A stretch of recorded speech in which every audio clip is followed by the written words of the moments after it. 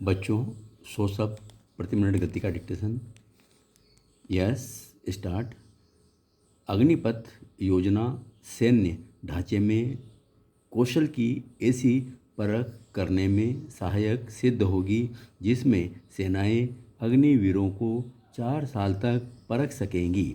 अग्निवीरों को सेना में वेतन के साथ साथ अनुभव और कौशल विकास का अवसर मिलेगा। इस दौरान सबसे योग्य 1/4 अग्निवीरों को पूर्णकालिक सेवा में लिया जाएगा। यूरोप में और अमेरिका के कई देशों में ऐसे कार्यानुभव और शागिर्दी की योजनाएं चलती हैं जिनमें भर्ती होकर युवा रोजगार के लिए जरूरी हुनर सीखते हैं। रूस, इजराइल, ब्राज़ील, तुर्की, स्विट्ज़रलैंड और स्वीडन जैसे 60 से अधिक देशों में ऐसी अनिवार्य भर्ती योजनाएं जहां युवकों को 1 से 2 साल तक सेना में काम करना पड़ता है और उन्हें वेतन भी नहीं मिलता। सरकार का कहना है कि अग्निपथ योजना से सेना में युवा सैनिकों का अनुपात बढ़ेगा। 4 साल परखने के बाद सबसे योग्य जवानों को रखने का मौका मिलेगा। पेंशन का लगातार बढ़ रहा बोझ हल्का होगा, जिससे होने वाली बचत को आधुनिक रक्षा उपकरणों पर खर्च कर सेना को अधिक सक्षम बनाया जा सकेगा। संप्रति भारतीय सेना के कुल बजट का 26% पेंशन भुगतान पर खर्च होता है, जबकि दुनिया के सबसे बड़े रक्षा बजट वाले देश अमेरिका में रक्षा बजट का मात्र 10% ही पेंशन पर और ब्रिटेन में यह 14% है। भारत में रक्षा बजट का आधे से ज़्यादा हिस्सा वेतन और पेंशन पर खर्च होने लगा है, जिसकी वजह से आधुनिक रक्षा उपकरणों की खरीद नहीं हो पा रही है। सैनिकों की संख्या बढ़ती जा रही है, लेकिन रक्षा साजो सामान पुराना पड़ता जा रहा है। पिछले 30 वर्षों में अमेरिका, रूस, चीन और ब्रिटेन जैसे सभी बड़ी सैन्य शक्तियों ने सैनिकों की संख्याएं घटाई है, लेकिन उन्हें अत्याधुनिक उपकरणों से लैस किया है। भारतीय सेना में इसका उलट हो रहा है। आधुनिक युद्ध के लिए देशों को बड़ी सेना के बजाय अत्याधुनिक उपकरणों से लैस चुस्त दुरुस्त सेना की ज़रूरत होती है। अग्निपथ योजना इसी दिशा में बढ़ने का एक कदम है। अब सवाल उठता है कि भारत के युवा अग्निपथ योजना को लेकर इतना बवाल क्यों कर रहे हैं। इसकी पहली वजह तो यही है कि कोविड महामारी की वजह से पिछले 2 वर्षों से सेना में भर्तियां नहीं हुई हैं। जो युवा 2 वर्षों से सेना की स्थायी नौकरियों के लिए परीक्षाएं दे चुके थे या उनकी तैयारी कर रहे थे, उन्हें भर्ती के बाद सेना की स्थायी नौकरी और पेंशन जैसी दूसरी सुविधाओं के न मिलने की नाराज़गी है। अग्निपथ की भर्तियों में से 1/4 को सेना में स्थायी रूप से रखने की बात, बचे 3/4 को केवल 4 साल तक रखने की बात में खो गई है। दूसरी वजह है अग्निवीर का प्रमाण पत्र। अनुभव और कौशल के बावजूद स्थायी और अच्छा रोजगार न मिल पाने का भय, जो पिछले 5-6 वर्षों से लगातार बढ़ रहा बेरोजगारी के कारण फैला है। उसमें कोविड महामारी का भी बड़ा हाथ रहा है, लेकिन असली वजह भारत के मैन्युफैक्चरिंग और सार्वजनिक व भवन निर्माण क्षेत्र है, जहां पिछले 5-6 वर्षों से रोजगार की मंदी जारी है।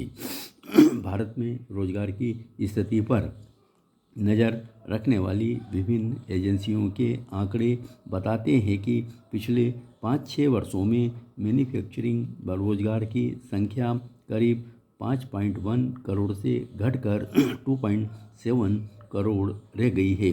भवन निर्माण के क्षेत्र में यह लगभग 6.8 करोड़ से घटकर 5.2 करोड़ रह गई है। बहुसंख्यक कामकाजी आबादी वाले भारत जैसे देश की अर्थव्यवस्था के दो बड़े क्षेत्रों में लगभग 4 करोड़ रोजगार घटने से बेरोजगार युवाओं में एक तरह की हताशा छा गई है।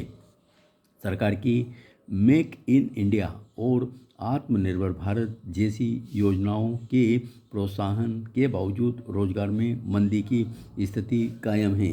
भारत में रोजगार तलाशने वालों की बड़ी संख्या उन लोगों की है जो कृषि क्षेत्र में गुजारा न चल पाने के कारण दूसरे क्षेत्रों में काम तलाशते हैं। उनके पास सेवा और तकनीकी क्षेत्र में काम करने के लिए आवश्यक योग्यता नहीं होती। ऐसे लोगों को मैन्युफैक्चरिंग और कंस्ट्रक्शन में ही काम दिलाया जा सकता है। चीन में अभी कामकाजी आबादी भारत से काफ़ी कम है, फिर भी बड़ा मैन्युफैक्चरिंग में 11 करोड़ से ज़्यादा लोग कार्यरत हैं। यह भारत की तुलना में करीब 4 गुने से भी अधिक है। इसीलिए भारत को मैन्युफैक्चरिंग में रोजगार बढ़ाने के लिए युद्ध स्तर पर काम करना होगा। इस मार्ग में सबसे बड़ी रुकावट पूंजी का अभाव, लाल फीताशाही और भ्रष्टाचार है। उद्योग लगाने के लिए बड़ी मात्रा में पूंजी जुटाने का जोखिम उठाना पड़ता है। उसके बाद स्थानीय, प्रादेशिक और केंद्रीय सरकारों, एजेंसियों और राजनीतिक हितों से जूझना पड़ता है। भारत में अधिकांश लोगों की क्रय शक्ति कम है, इसलिए मैन्युफैक्चरिंग के विकास के लिए चीन की तरह निर्यात को प्रोत्साहन देने वाली नीति आवश्यक है। इसका दूसरा विकल्प मात्र उद्योग, चमड़ा उद्योग और कुटीर उद्योग जैसे उद्योगों को बढ़ावा देना, जिनमें पूंजी कम लगती है और ज़्यादा लोगों को रोजगार मिलता है।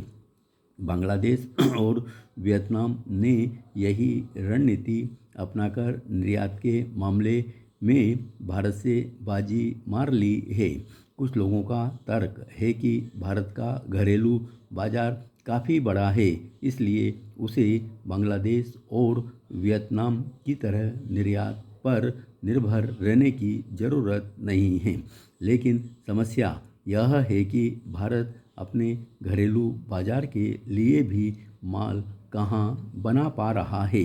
घरों और कारोबारों की छोटी से छोटी चीज़ें चीन से आ रही हैं, क्योंकि चीन उनका बड़े पैमाने पर निर्यात करता है और भारत के निर्माताओं से कम लागत पर बेच रहा है। इसलिए छोटे छोटे कारखानों से भी काम नहीं चलेगा। बड़ी मात्रा में काम आने वाली रोज़मर्रा की चीज़ों का चीन जितनी या कम लागत पर निर्माण करने के लिए बड़े कारखाने लगाने पड़ेंगे। सबसे बड़ी समस्या शिक्षा प्रणाली की है। प्रायोगिक और पेशेवर शिक्षा को छोड़ दें तो भारत की सामान्य शिक्षा प्रणाली बच्चों को शारीरिक श्रम, काम धंधे और कारोबार से दूर करती है। पढ़ लिखकर वे कुर्सी वाली नौकरी के सिवा कुछ करने का नहीं सोच पाते। सरकारी और आजीवन चलने वाली नौकरियों के लिए बढ़ रहे महामारी इसी का नतीजा है। यही कारण है कि देश के युवा अग्निपथ के विरोध में अग्निबाण की तरह खड़े हो गए हैं।